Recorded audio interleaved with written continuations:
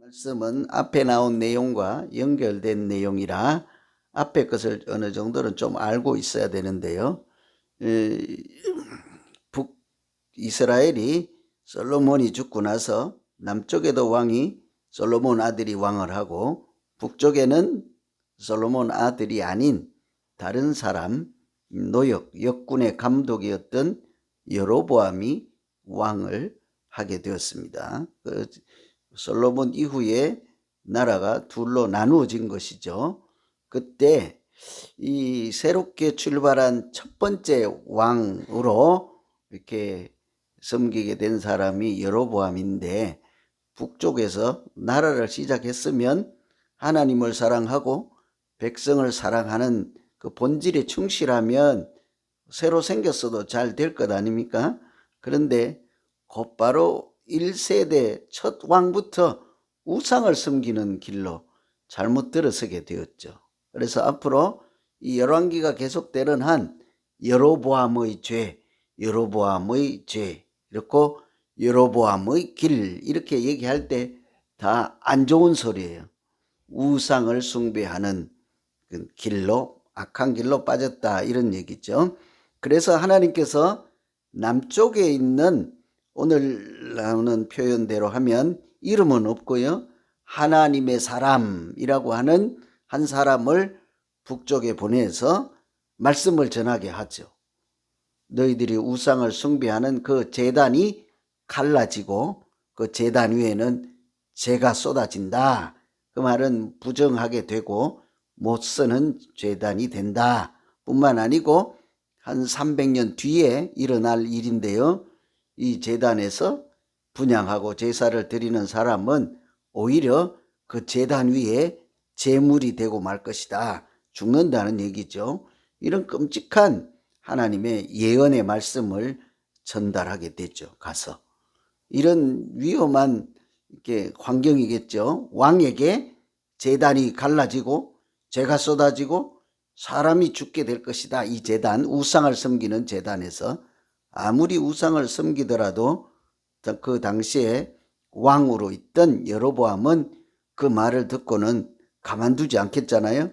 그래서 하나님께서 너는 가서 말씀을 전하되 가서 떡도 먹지 말고 물도 마시지 말고 갔던 길로도 되돌아가지 말고 다른 길로 가라, 이렇게 말씀을 전해주게 하죠. 그런데 처음에는 잘 했습니다.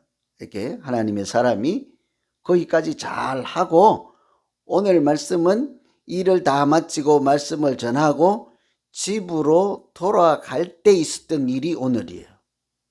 집으로 이제 잘 돌아가기만 하면 되잖아요. 그죠? 일을 다 마쳤으니까. 그런데 이제 돌아가는 과정에서 하나님의 말씀을 어기고 사자에게 물려서 죽게 돼버리는 거죠. 참 위험한 일을 잘 하고 충성된 종으로 잘 쓰임을 받고 마지막에 실수를 하고 길을 잘못 가서 이렇게 일을 마치는, 유종의 미를 거두지 못하는 이런 이야기를 배경으로 하고 있죠. 우리도 마찬가지이지 않겠습니까? 그래서 제가 늘 그렇게 해요. 여러분, 뭐 일을 잘 안 해도 됩니다. 잘 하려고 하지 말라. 더 중요한 게 있기 때문에요. 여러분, 잘 하는 것보다 더 중요한 게 뭘까요? 변함없이 하는 거, 변함없이. 초심을 잃지 않고. 잘 못해도 괜찮아요. 근데 그것이 하루만 잘하면 누가 못하겠습니까? 이틀만 잘하면 또 누가 못하냐고. 좋을 때만 잘하면 또 누가 못하고. 그래서 사실은 잘할 필요는 없고 꾸준히 하면 돼요. 그렇다고 뭐 일부러 잘 안 할 필요까지는 또 없는 거잖아요. 자기 능력, 은혜, 자기 믿은 만큼 하되 변함없이 하는 것은 한 번 잘하는 것보다는 훨씬 낫죠. 그것이 믿음이기 때문이에요. 믿음이라고 하는 것이 신실한 거잖아요. 변함없이. 오늘 하루 하나님을 믿다가 내일 우상으로 돌아섰다가 또 하나님으로 돌아왔다가, 이런 것을 믿음이라고 하지 않죠. 그래서 오늘은 이 말씀을 통해서 우리가 끝까지 하나님의 사람으로 잘 살려고 하면 무엇을 좀 신경 쓰고 기도하고 집중을 해야 될까? 이런 차원에서 말씀 보고 기도하면 되겠습니다. 첫째는 항상 어디든지 언제든지 영적인 그 경계를 늦추지 말아야 되죠. 성경에서 항상 깨어 있으라 그러지 않습니까? 그래서 마찬가지로 우리가 영적인 그런 경계 태세, 각성해 있는 것, 깨어 있는 것, 이런 민감해 있는 것, 이렇게 잠자지 않는 것, 이런 상태를 잘 유지할 수 있어야 하죠. 오늘 말씀 중에 보면은요, 14절 보시면 하나님의 사람을 뒤따라가서 상수리 나무 아래에 앉은 것을 보고 이르되 그대가 유다에서 온 하나님의 사람이냐 대답하되 그러하다. 이 공교롭게 이 안 좋은 일이 처음 시작된 곳이요, 상수리 나무 아래. 거기 어디예요? 그늘 아래예요. 뭐 했겠어요? 길을 가다가 그 그늘 아래서 이제 앉아 있었은 거죠. 쉰 거죠. 뭐 잠시 한두 걸음 쉬는 거야 괜찮겠지만, 만일 지금까지 목숨 걸고 말씀을 전했잖아요. 그거 잘했습니다. 그 왕이 유혹을 하죠. 내가 예물을 줄 테니까, 보물을 줄 테니까, 맛있는 거 드릴 테니까, 뭐 한국 문화로 하면 내가 막걸리 한 잔 줄 테니까 우리 집으로 가자. 근데 그 유혹을 잘 뿌리쳤어요. 그래서 상수리 나무까지는 온 거예요. 하나님께서 왔던 길로 가지 말라 해서 다른 길로 되돌아서 가던 길에 상수리 나무 아래에 앉아 있었던 거죠. 근데 문제는 이 사람 원래 남쪽 사람인데 북쪽에 베델에 올라갔잖아요. 한국으로 치면 서울 사람인데 평양 간 거예요. 중요한 임무를 마쳤다고요? 그럼 얼른 어떻게 해야 돼요? 위험, 자기를 죽이려고 하고 뒤따라오는 사람들이 있으니까 얼른 다시 고향으로 돌아와야죠. 처음 일을 맡았던 자리로. 근데 거기에 쉬고 있을 때 그곳에서 문제가 일어났죠. 잠깐 쉬었다 하는 것은 괜찮겠지만 이 사람이 거기서 만일 이제 끝났다, 할 일 다 했다 하고 만일에 영적인 경계를 이렇게 늦추고 이렇게 무방비 상태로, 좀 세속적인 표현은 방심, 마음을 놓아버리고 끝났다 하는 순간이 문제인 거죠. 그곳에 와서 사람들이, 뒤따라온 사람들의 유혹을 물리치지 못하죠. 첫 번째 유혹은 왕이 했던 유혹입니다. 가면 보물도 주고 먹을 것도 주고 풍성하게 대접을 할 테니 나와 함께 궁궐로 가자, 잘 뿌리쳤다고요. 그런데 이 상수리 나무 아래에서 쉬고 있을 때 영적으로 선줄로 알면 넘어질까 조심하라, 끝까지 경계를 늦추지 말았어야 하죠. 그리고 하나님의 말씀에 그 소중한 것을 알고 얼른 돌아갔어야 하죠. 항상 보면 베드로전서에도 보면 근신하라, 깨어 있어라 이렇게 말씀하죠. 왜 그런 거 하니? 사탄 마귀가 우는 사자처럼 두루다니며 삼킬 자를 찾느니라 이러죠.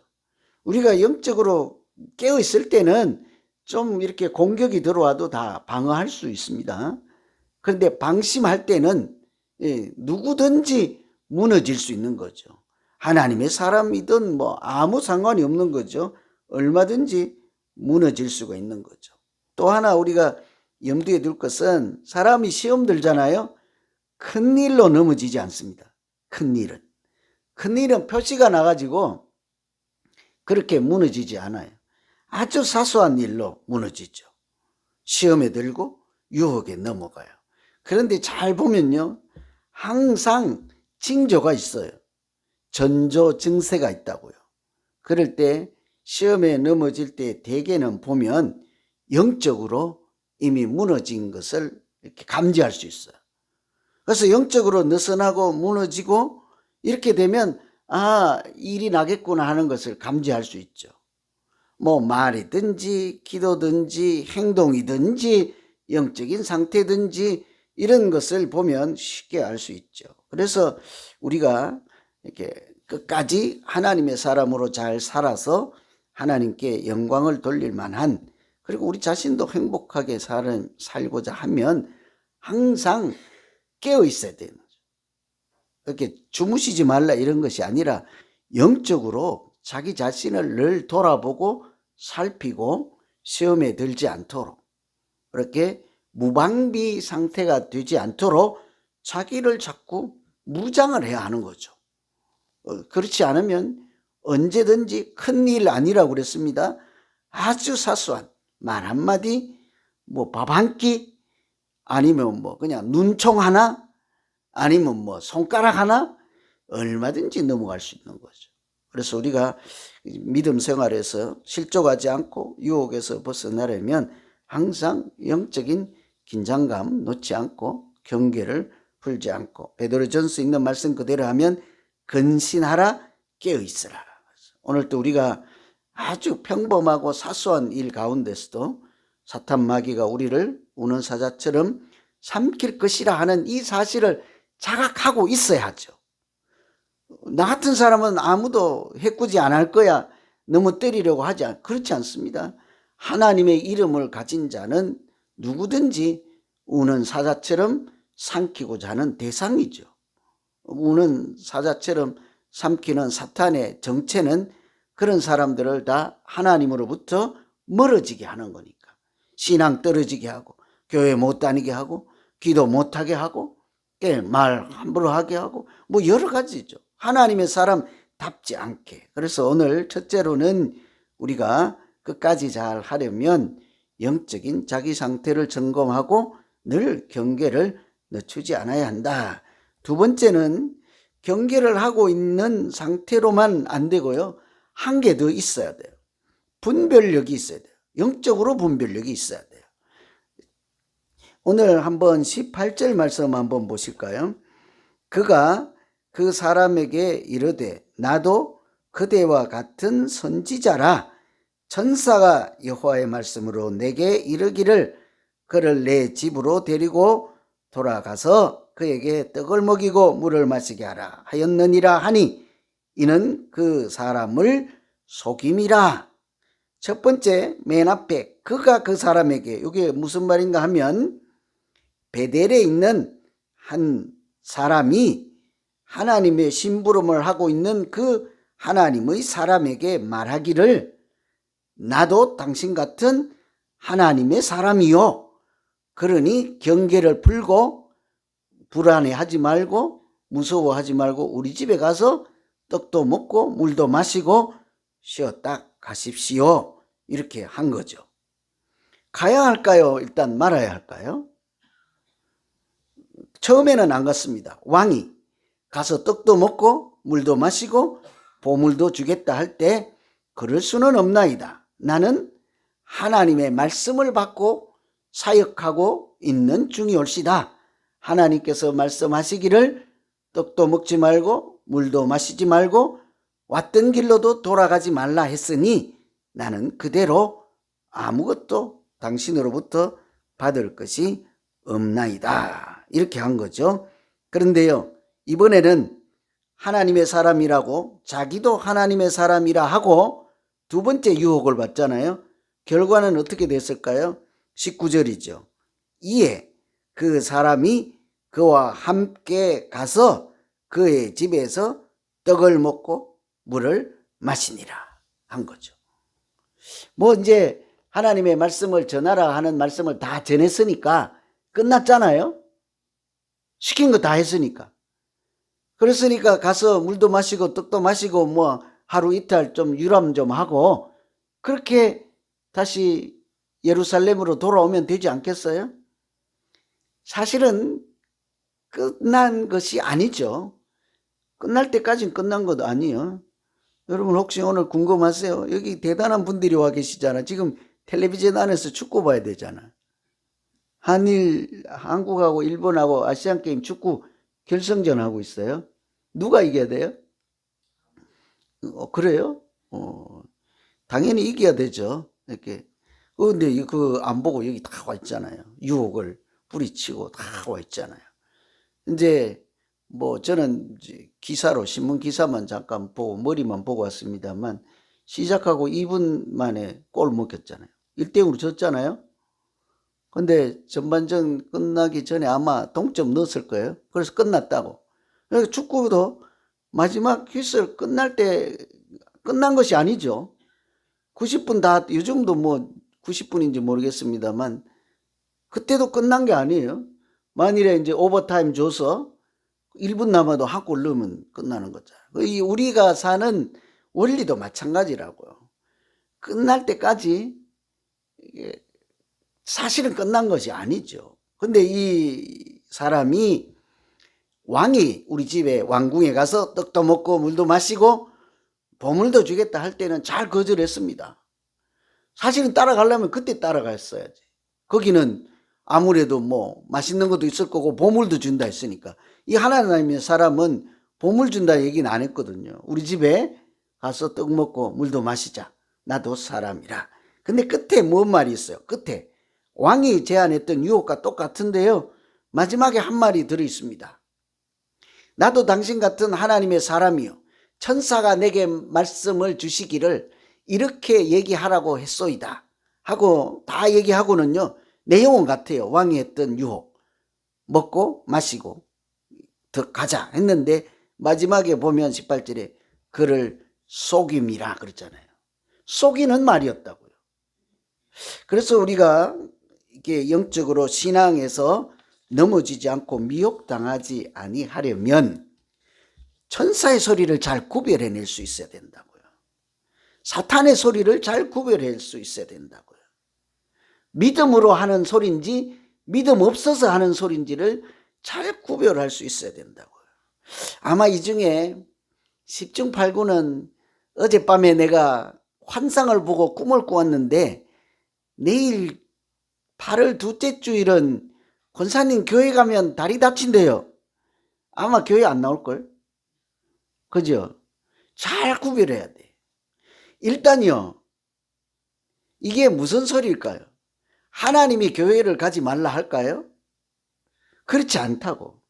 하나님으로부터 멀어지고 믿음이 약해지고 우리가 거룩한 사람으로 살지 못하게 하는 이런 것은 다 이렇게 하나님을 대적하는 편의 소리죠. 이름이 천사라고 해도요. 소용없어요. 그런 거는 다 그렇습니다. 그래서 사실은 속이는 자일수록 날개도 달고 지팡이도 들고 있고 수염도 길고 이름도 하나님, 자기도 하나님의 사람이라 이렇게 말할 수 있는 거죠. 문제는 항상 속이는 사람도 나쁜 사람이지만 당하는 사람도 자기도 회개해야 되는 거죠. 욕심이 없으면 당하지 않아요. 영적으로 무장하고 있으면 당하지 않지요. 근데 미혹이 자기 자신의 마음이 먼저 무너져야 유혹에 넘어가지 않습니까? 그래서 천사라는 말에 무너지고 나도 하나님의 사람이라는 것에 분별력이 없으면 이게 얼마든지 누구든지 당할 수가 있어야 되죠. 그래서 우리가 신앙생활을 할 때 항상 기도할 것은 하나님 나에게 영적인 분별력을 주시옵소서. 이렇게 참 중요해요. 무엇이 하나님의 뜻에 합당할 것인가. 그렇게 우리가 분별력을 가지려면 이 로마서 12장에도 너희는 이 세대를 본받지 말고 마음을 새롭게 하고 변화를 받아서 하나님이 기뻐하시고 선하신 그 뜻을 분별하라 그랬잖아요. 하나님의 뜻이 무엇으로 분별하겠습니까? 말씀으로 분별하는 거죠. 그러니까 누가 뭐 밤에 꿈을 꾸었다, 환상을 보았다, 천사를 만났더라 하니 내일 당신은 교회 가면 교통사고 난다고 하더이다. 잘 분별해야 되는 거죠. 그래서 로마서 12장 말씀 제가 읽어드린 것처럼 하나님의 뜻을 분별하고 사탄의 소리인지 마귀의 소리인지 하나님의 소리인지를 분별하는 것은 기준은 항상 말씀이지 않겠어요. 그래서 말씀을 꽉 잡고 있으면 흔들림이 없죠. 그래서 우리가 오늘 이 시간에도 항상 이 디모데 후서에도 이런 말씀이 있어요.